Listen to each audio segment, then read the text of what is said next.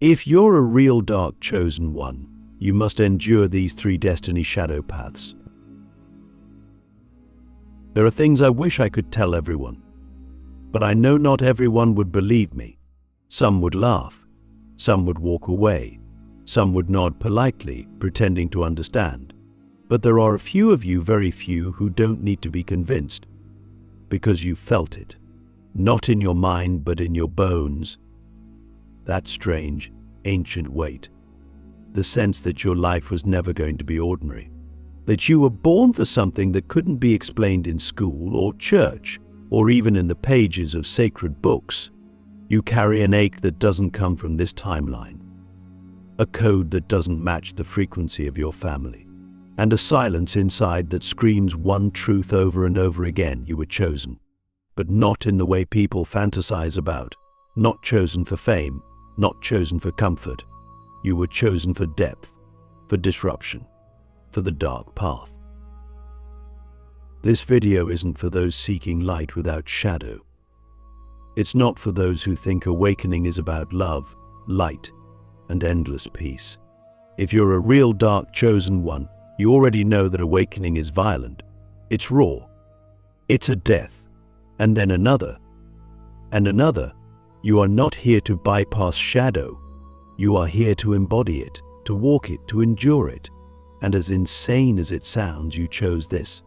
Before you ever took your first breath in this body, you made a pact with something far older than language. You agreed to walk the 3 most brutal, sacred, and transformational paths that exist in this realm: the path of isolation, the path of collapse, and the path of fire. I'm going to take you through each of them, not as a teacher preaching from the mountaintop, but as someone who's walked barefoot through hell and came back with the map. Click subscribe to this channel to get more profound spiritual lesson. Let's start with the first, the path of isolation. This is where almost every dark chosen one begins. You're born with a frequency that doesn't match the collective, and that means you confuse people. You get labeled early: too sensitive, too intense, too weird, too quiet. You're that kid who sees too much, feels too much. And because others don't understand your energy, they do what humans do when they're afraid they reject it. You grow up feeling like you're on the outside of something invisible, a wall no one else even sees. And the irony is, you start to internalize it. You begin to wonder, what's wrong with me? Why can't I just be normal? But deep down, you know, you were never meant to fit in. You were meant to remember. And here's the thing they never tell you about isolation. It's not just physical. It's energetic. You can be in a room full of people and still feel completely alone, because most of the world operates on a frequency of surface, and you're tuned to the underground. You're wired for depth. Your soul doesn't want small talk. It craves truth. And that craving makes you dangerous. Not in a violent way, but in a vibrational one. You start asking questions that unravel entire belief systems. You start seeing through people's masks, through the lies in their eyes. And very quickly you realize most people don't want truth. They want comfort. And you, my friend, are not comfortable. The path of isolation teaches you who you are when there's no one left to mirror you. That's the real initiation. Can you still trust your inner knowing when no one validates it? Can you still walk forward when everyone around you is walking the other way?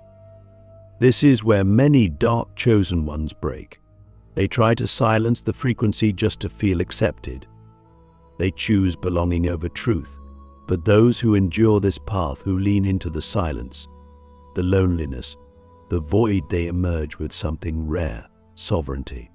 You stop needing the world to explain you. You stop needing permission to exist. You realize, I am my own source.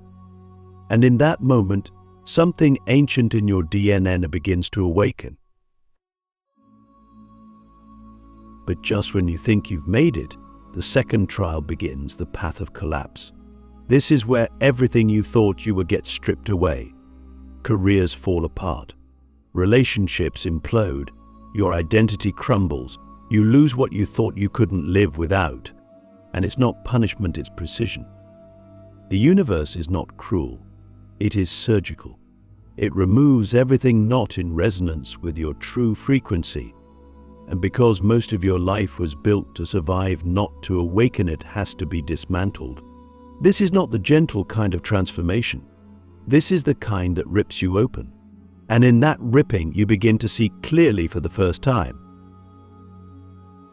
You start to realize how much of your life was architecture for your mask. And when that mask is gone, the world stops recognizing you. People turn on you. Opportunities vanish. But something else starts to appear. You. The real you. The ancient you.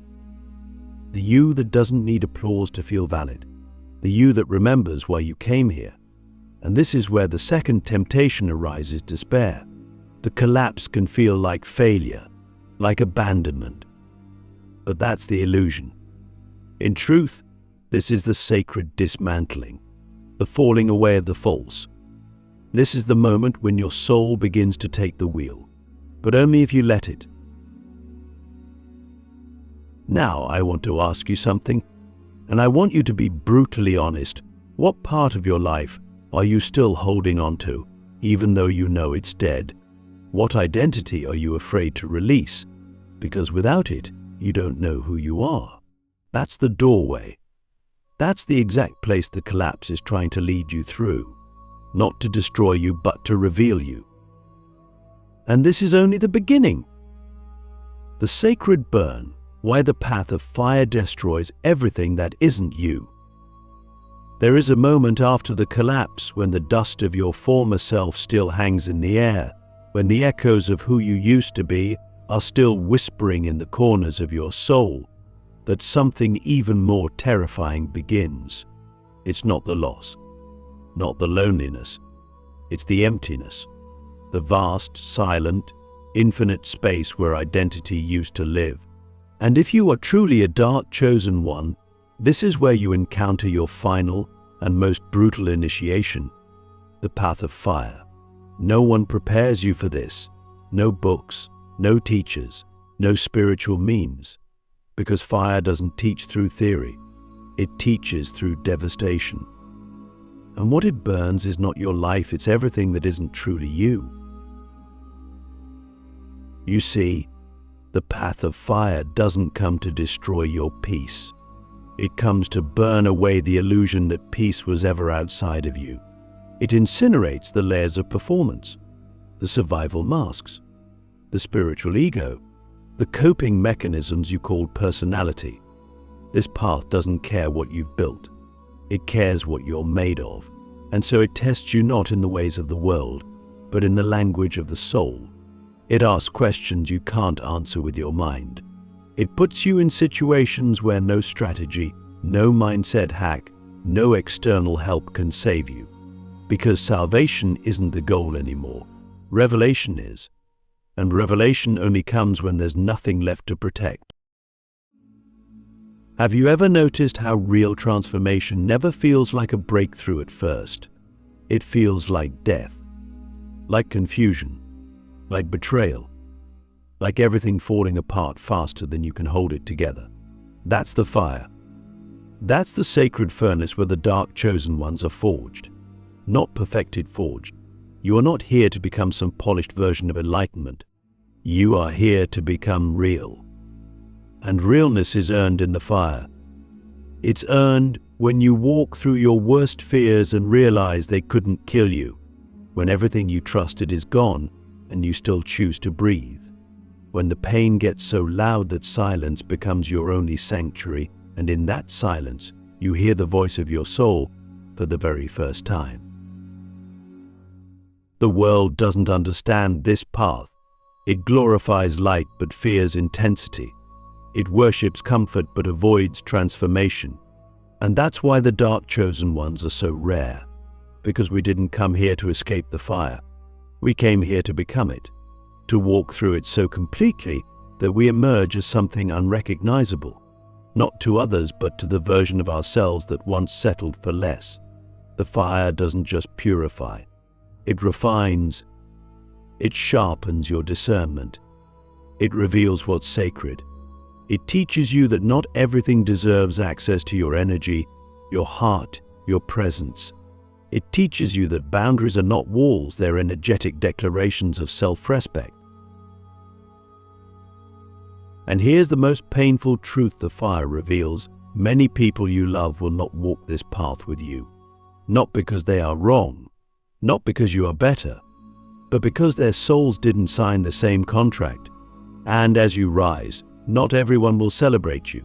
Some will resent your clarity. Some will call your transformation arrogance. But in the fire, you learn to let them go, not from hate, but from honor. Because who you are becoming cannot be built on the scaffolding of who you used to be. This is the path where you stop chasing your purpose and start embodying it. Where you stop looking for signs and realize you are the sign. Where you stop waiting for the universe to tell you what to do and realize the universe is waiting for you to decide who you are. This is where the dark chosen one finally stops seeking a savior and becomes the sovereign. Not because they have all the answers, but because they've learned to sit inside the unknown without needing to escape it. So let me ask you something most people are too afraid to ask. What would you become if nothing you lost could define you anymore? Who would you be if the fire took everything but your essence? Could you live from that place? Could you build from that place? Could you walk into the world with nothing but your soul fully turned on and trust that is enough? Because here's the secret no one tells you: the fire doesn't just burn, it anoints. And when you endure it, when you let it strip everything false, you don't just survive, you ignite. You become the flame others feel but can't explain. You become the light that doesn't blind but reveals. You become a living transmission of what it means to be whole, not perfect, but undeniably real. And once you walk through the fire, you can never go back. Not to smallness, not to pretending, not to betraying yourself for approval. You've earned your frequency. You've earned your name. You've earned the right to walk in power without needing to explain it. And that changes everything. The dark light, how chosen ones transcend pain and become reality shapers. You don't come out of the fire glowing with gold light and angel wings. No. That's a fantasy sold to those who crave comfort, not truth. When you emerge from the fire as a dark chosen one, what you carry is not a halo, it's a frequency. A vibration so deep, so ancient, so unmistakably real that the very fabric of reality begins to respond to you differently. Not because you mastered a technique, not because you followed a spiritual formula, but because you became something else. Something rare, something sovereign. You don't just walk through the world anymore, you shape it. You bend it, you transmit through it. This is when the dark light within you begins to shine. And that light is not soft, it is not sweet, it is not passive. It is the kind of light that blinds illusions and disarms lies. It is the light that transcends pain and rewrites the rules of existence. But here's where many lose their way. After the fire, there's a temptation. A subtle one. You've survived the shadows. You've been purified. You've earned your wisdom. And now, the ego wants to rebuild. It wants to create a new identity this time, a spiritual one. A chosen one persona, the awakened one, the healer, the teacher, the mystic. But if you fall into that trap, you haven't transcended the fire, you've just replaced one mask with another. The true dark chosen one doesn't wear their awakening like a badge. They carry it like a frequency. Quiet, precise, unshakable. They don't need to speak to be heard. Their presence is the message. This is the dark light. It doesn't seek attention. It doesn't need validation. It restructures reality just by existing. And the reason it has this power is because it was born through the collapse of everything false. You're no longer trying to manifest from desire or lack. You're no longer chasing timelines. You're no longer begging the universe for signs. You are the sign. You are the portal. You are the distortion in the matrix that signals the system is breaking. And you've stopped waiting for an external savior because you've met the divine inside your own silence. But this level of embodiment doesn't come with comfort. It comes with responsibility. Not the kind the world teaches, the kind your soul agreed to before this life began. The responsibility to remain clear, to remain coherent, to remain true even when the world tries to seduce you back into sleep. Because the more your frequency stabilizes, the more the old world will try to test it. People will try to pull you back into roles you've outgrown. Opportunities will arise that look shiny but vibrate with manipulation. You will be offered platforms, positions, and praise, but only if you dim your frequency just enough to be digestible. And this is where the real shaping begins. Can you hold your alignment when it costs you everything you once thought you wanted? Can you stay rooted in your soul, even when your mind screams that it's safer to comply? Can you trust your frequency when it leads you into the unknown again and again with no proof, no promise, only presence? Because that's what it means to be a reality shaper. Not someone who controls outcomes, but someone who alters timelines by their very existence. You don't manipulate reality, you magnetize the version of it that matches your embodiment. Let me ask you something. What if your pain was never meant to be healed but transfigured into power? What if the betrayal wasn't a wound, but a refinement? What if the things you thought were breaking you were actually building the frequency you were meant to carry into this world? You see, we've been taught to escape pain, to numb it, fix it, transcend it. But the dark, chosen ones don't escape pain. We walk through it. We alchemize it. We listen to it until it reveals its wisdom. And once that happens, the pain is no longer just a scar, it becomes a signature. A vibrational signature that tells the universe, I am ready. I have earned this embodiment. I can hold the light and the dark without collapsing. And from that place you begin to live differently. You don't seek purpose, you embody it. You don't hustle for abundance, you become the frequency that abundance naturally aligns with. You don't chase love, you emit the level of self-recognition that draws in only what resonates with your soul. You stop asking, what should I do? And start asking, what frequency am I transmitting right now? Because you understand that the external world is not your master, it is your mirror.